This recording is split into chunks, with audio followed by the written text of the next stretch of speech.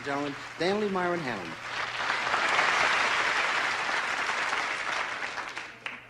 That's all right. I don't really need it. I tell you the truth, it really doesn't matter to me how well I do because I'm not going to be doing this for a living too much longer anyway. No, I wrote a couple of books, and that's what I always wanted to do was write. And I got a couple of books that I feel are going to really make a lot of money. One of them is a book of fairy tales for children.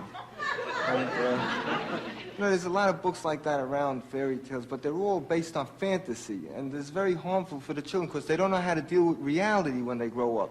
So my stories are all based on reality. Like one of the stories about this princess. You know, she's in a garden and she's watering the plants, you know, maybe picking a weed or something, you know. And all of a sudden, a little frog hops over, and he says, listen, if you kiss me, I'm going to turn into a prince. Because you know why?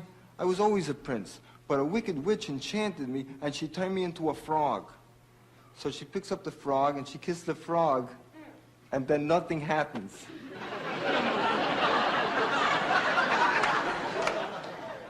And you know why? Because there's no such thing as wicked witches or enchanted princes. It's a plain talking frog, you know?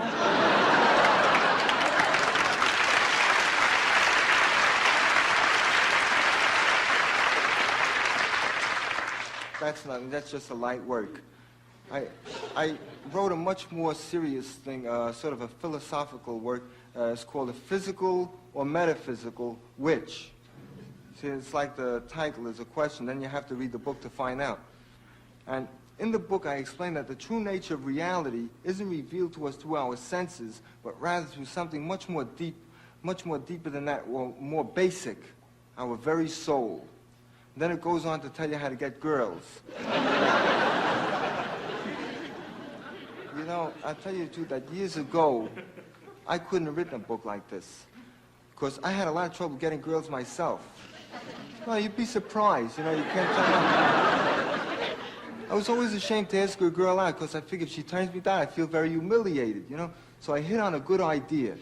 I asked the most unpopular girl in the whole school to go out with me, you know, and she jumped at the class. You know, nobody ever asked her to go out. So we went out together, and then I found out why she was so unpopular.